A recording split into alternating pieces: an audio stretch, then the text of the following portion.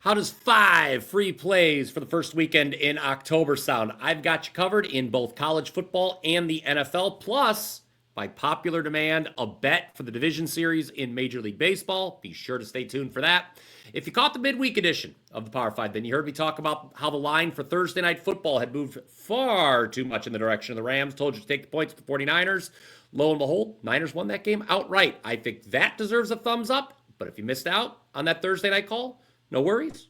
Hopefully, one of the following 5 free plays will get you to smash that like button right below me.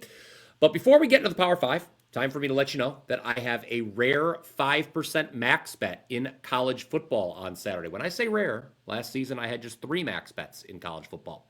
Won all 3 of them, including Ohio State over Oregon in the Rose Bowl. Did lose my first one of this season, but then bounced back with a 5% winner in the NFL all the way back in week 2 as the Falcons, who were 3.5-point underdogs, destroyed the Vikings 22-6. Have not had a 5% play in any sport since that time, so be sure to hop on board this weekend. Your best option, guys, is that Weekend Warrior Pass. For only $49, you get every college football play, including that rare 5% max bet, and every NFL play I release this weekend as well. Just $49. Currently, I've got 4 bets in CFB and 3 in the NFL. Plus, as an added bonus, you'll get any play I release from Monday Night Football. While you're watching the rest of this video, go to wt.buzz/BP and click the link in the description below to take advantage.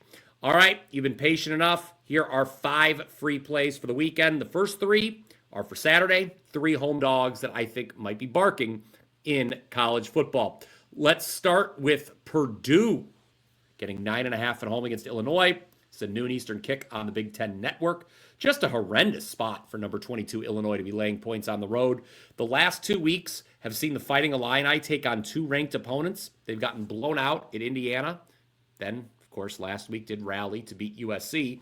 Next week, though, Brett Bielema's team's going to host number 1 Ohio State. Think they might be looking ahead? Possibly. If you've been following me for any length of time, then you know I'm no fan of this Illinois team. I thought they came into the season very overrated. They were outgained in conference play last season despite a 6-3 straight-up record. Did I mention Purdue's coming off a bye here? I know the Boilermakers aren't very good, but they are rested, while Illinois will be playing for a 6th consecutive week. Last 2 years have seen Purdue beat Illinois 44-19 here in West Lafayette, and then lose by only 1 in overtime out in Champaign last year. That was a 50-49 game. This Purdue offense has put 93 points on the board against Illinois the last 2 seasons. Give me the points on Saturday. Number 2, we're going to talk Texas and Florida, 3:30 Eastern on ESPN. If you caught the Blitz, which is available elsewhere here on the WagerTalk YouTube channel, Steve Merrill, Ralph Michaels, and myself breaking down this week's college football card for a full hour. If you saw that show, you heard me say it was going to take quite a bit of restraint not to add Florida to my card. They just missed, but the Gators plus 5.5 is the only way I would play this. They're taking money again this week. Line open plus 7. I made the number plus 5. It's going to be a low-scoring game. Totals down to 42.5. I know that Florida's dealing with injuries, but guys, what if Texas quarterback Arch Manning just isn't very good? Longhorns haven't had to go on the road since the season opener at Ohio State. Manning obviously wasn't very good in that spot. Florida's defense is underrated and can keep them in this one. Head coach Billy Napier, probably coaching for his job the rest of the way. He's 26-14 ATS when taking points in his career. Our third and final dog for Saturday is Cal getting 3 against Duke. This is a late night degenerate special, 10:30 p.m. Eastern start in Berkeley. Hate the spot for Duke flying across the country for a late night kickoff.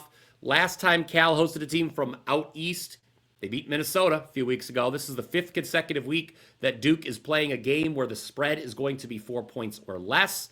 That takes a lot out of a team, even if things were easier than expected last week at Syracuse, who was playing with a backup quarterback. Speaking of quarterbacks, I like JKS at Cal. He had a nice bounce-back game last week as the Bears pulled the outright upset at Boston College. Look, 2 weeks ago, I played Duke at home versus NC State. That was a 3% winner for my clients. But something to keep in mind about this Blue Devils team, they were outgained in ACC play last year, similar to Illinois in the Big Ten. Duke, like Illinois, not as good as its record in 2024, taking the points here. Okay, by popular demand, I am going to now talk about the MLB playoffs real quick.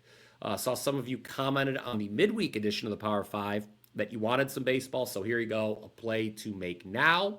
It is going to be the Mariners to win Game 1 and the series against the Tigers. You can bet this prop right now at even money at DraftKings. Click divisional round, then game series double.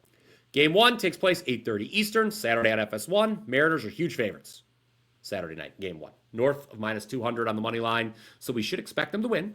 And you should expect them to win the series over the Tigers as well. Yeah, Tigers were able to dust themselves off and win the wild card round against the Guardians. That was a Guardians team. Look, in my heart, I wanted to believe, but let's be honest here, guys. The Guardians and their negative run differential were one of the worst teams in playoff history. This is a step up in class for Detroit. Mariners are rested. They went 51-30 at home during the regular season. They come into the playoffs having won 17 of their last 21 games overall. Their pitching has just been lights out at T-Mobile Park throughout 2025. I think Detroit's really going to struggle to score runs in this series, whether it's Gilbert, Kirby, or Castillo. The M's will have the edge on the mound for Game 1, as the Tigers are going to be forced to turn to either Troy Melton or Kiner Montero. Might be both, to be honest with you. Might be Melton in front of Montero. Regardless, Seattle's going to have the edge to start the game on the mound. They've got a big bullpen edge as well. Offensively, led by Cal Raleigh. M's are third in WRC+. They win Saturday. They win the series. All right, time to close out this weekend edition of the Power 5 with some NFL. I got one free play for you on Sunday. Give me Seattle -3 versus Tampa Bay. Buccaneers, very lucky. We all understand this. They were very lucky to start the season 3-0. Required a game-winning drive in the final minute. Each of those 3 wins.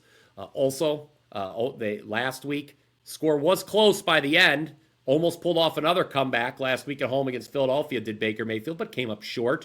They were down big to start that game. Now, Bucs traveling cross country to face a Seahawks team that is a far more impressive 3-1 from where I sit. This should finally be the game where all of Mayfield's turnover-worthy throws come back to bite him. There's lots of injuries on the Bucs side as well, to be exact. There were 16 players that made the injury report. Seattle has not played since last Thursday, so they're a little more rested, not to mention at home. Seahawks, number 1 in DVOA through 4 weeks. They're the better team here, and so I would lay it.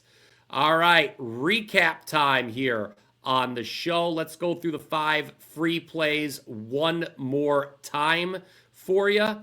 We're going to start with Purdue, +9.5 against Illinois.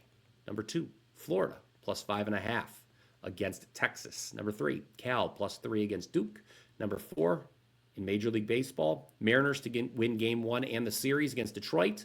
And then we're pretty Seattle-friendly here on this program because I like the Seahawks -3 against the Buccaneers.